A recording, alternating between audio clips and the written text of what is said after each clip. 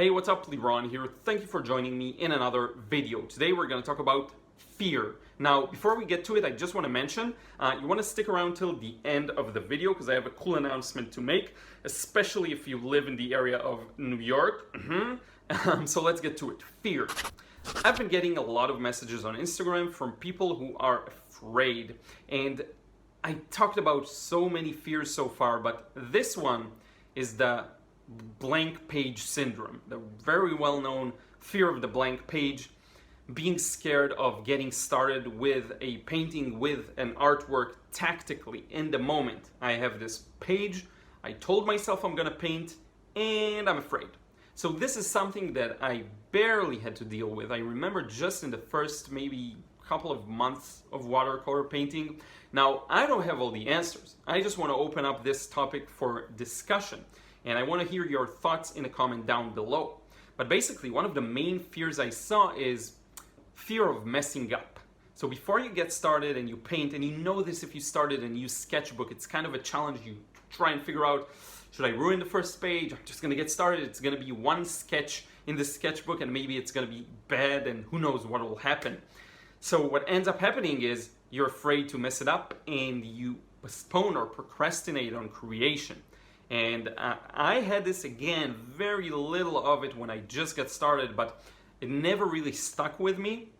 And I'm going to talk about a few things which I think led to me not having to experience too much of that. But the story is always the same. It's like there are several fears, and I actually wrote down some of them for like a fear of getting the bad result. So you have the paper, you want to paint, and you remember the last time you failed, and it sucks. You don't want to fail again, and you don't want to disappoint yourself, or you don't want to start painting and then seeing that it not connects and then giving up. You know, that giving up and bailing out on the painting, leaving it. And I think this video I wanted to have several purposes. I think the first one is just that if you're in that situation, know that you're not alone. So many people experience this. And again, I have, and you'll probably see in the comments below, a lot of people have experienced this. So know that you're not the only one, and we as creatives, we have that kind of thing in us. And it's so funny how the creativity comes with that. And I saw so far, I've seen a lot of people who aren't as creative, which is perfectly fine. Not everyone's creative, really. I think everyone can learn, but not everyone's naturally inclined or driven to create.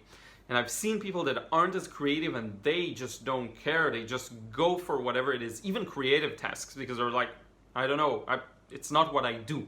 But us creatives, people who have that even greater potential for creativity, we have that fear. And I wrote down a couple of other things I want to see. Afraid of disappointing yourself, afraid of failing again, afraid of making mistakes, afraid of all of these fears that you're trying to kind of walk on eggshells. It's not really helpful, and for me, at some point, I was just able to embrace the chaos that is watercolor painting. And watercolor, something about it is like going on a highway and you have no exits. You know, as soon as you're on the highway, you have to drive. And you have to be on top of your game. You have to know what you're doing. You have to plan everything in advance. So it's a bit different. And the moment I was able to embrace painting fully and just put the paint to paper, and you've seen I believe it was the Tuesday's video that I showed you how you put a bunch of paint in and you blend it up with water and you water it down and it still works. All of these small tricks are really useful. So what I'm doing with my videos is just trying to show you how careless you can be and still get a good result. And that's to kind of give you a slap in the other direction of a lot of people. Again, they have all of these fears and they can barely do something because of them. And then they see, wow, it's actually so simple once you learn a couple of basic rules. You know, things like using more water gives you more time, gives you more freedom. Just use more water. Work slowly. Build it up slowly. You know, putting in the darks. Putting in a dark paint. That's scary, and I just showed you. You can blend it up easy. But let's say you put the dark paint and it dried and your painting is ruined. You went too dark. Can't lift it. Can't mask it. It's transparent. You can't cover it up with anything. What's the worst thing that'll happen?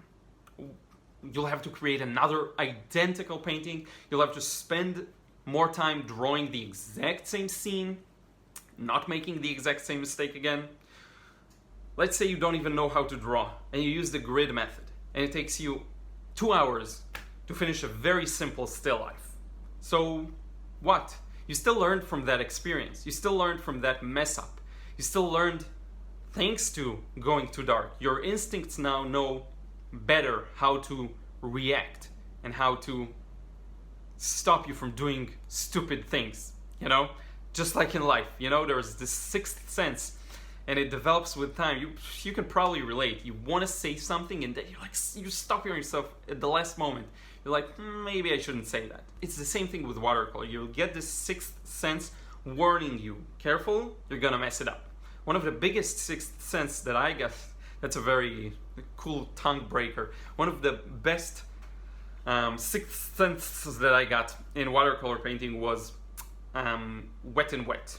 And I'm gonna do a video on that on Saturday. So coming back into a wet area and bringing paint in there, charging, what's called charging. You come back with the paint, and the amount of times I came back with too wet of a brush and ended up dispersing all the paint that was already there, I cannot count it. But once you learn it, you figure out, I need to mix a very thick paint on my brush to negate all the wetness on paper. Again, something we'll talk about really soon in the next video. There's already so much water on the paper, and then your brain goes, danger, danger, danger. Notice, you pay attention now. You don't come back with tons of water, okay? So this whole notion of being stifled with fear and thus not creating, it's just a cycle, and you have to break it.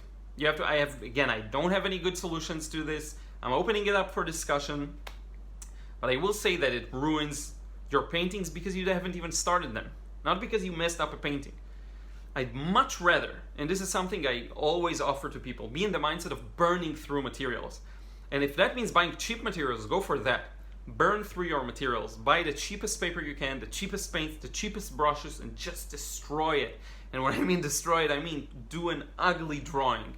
Then paint it in an ugly way. Mess it up completely. Burn through art materials. I know everyone's in a different financial situation. We'll set this aside for a moment because you can really get a lot of things for very cheap. Try and burn through materials. Try and burn through them and know you're going to produce mediocre to lame results. Okay? Another thing I sometimes mention is practice small. You don't have to practice big. I'm still practicing small. I practice this size. I just practice a specific technique really fast, this size. I do thumbnails of composition. This size, nothing. I just do 1-2 lines, it's full. And there's nothing to add. These small tricks are just meant to put you in the mindset of at least not being crippled by fear that's causing you not to create. I don't care if you paint and you're scared out of your life while you're painting. That's the next step. That's the next step to address. But first, let's get you painting.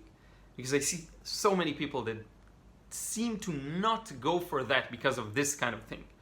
Because of fear of disappointing themselves. Other people. Mostly, I would say for me, when I experienced it, it was myself. So disappointing yourself with another failure.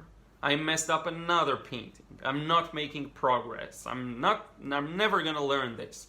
This artist is so much better. All of these voices. It's not yours. It's not yours. You can put them in a drawer, file them away. They're a part of you, but they're not all of you. Okay, so you can file them away, keep them quiet, and focus on what matters, which is creating. Results don't matter, doesn't matter. How you feel about your art matters, but that's subjective and can change based on your mood.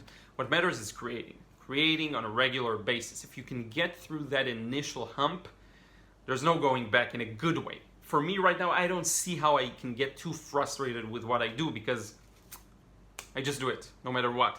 I paint almost every day, no matter what. And that's all I have to say in this video. I hope you found it helpful. It was very much from the heart and barely from the mind, just trying to share with you how I feel and opening it up for discussion. So let me know in a comment down below what you think. And now, the announcement. I just wanted to say, I'm coming to New York. I'm going to be in New York almost all of October. So we're going to land on the 1st of October. We're going to stay there for almost a month till the 27th, but out of those days, we're gonna spend 5 to 6 to 7 days at my uncle's place in Ohio. So we're gonna fly to Ohio, fly back to New York, probably between the 20 to the 26th, something like that. So we have a good, from the 1st till the 20th of October, I'm gonna be in New York, in Manhattan. So that's the time if you wanna do a painting class. I am still considering a workshop, but I'm not sure. It depends on how many people want a workshop. I will put a card somewhere up there that asks what you prefer and if you can commit to a workshop. But if you just want to do a private lesson with me, this is your chance. Let me know. You can hit me up. I have my email like everywhere. Just go to my account, or I will share a link down below. I'm gonna make it easy on you, don't worry. But if you want to, that's the chance. I'm gonna be in New York. If you want to do a meetup, I wanna do perhaps a couple of plein airs, a couple of paintings inside. We're gonna have a place, so an apartment. So I'm considering doing like actual lessons. Okay, so let me know what you think. Let me know what you think of fear and everything we've talked about today. Don't forget to like and subscribe if you enjoyed this video. That really helps with the channel and the growth. And I'm gonna use this opportunity to say thank you, because the channel has grown a lot lately, and a couple of videos that really hit home about giving up too soon and about all the mental plays, and then also the techniques and the external stuff. So I really want to thank you for watching, joining, subscribing if you're new here. I really appreciate it. I'm trying to get to as many people as possible and help as many people as possible, and it is you who allow me to do that. So thank you so much. I will see you again in the next vid real soon.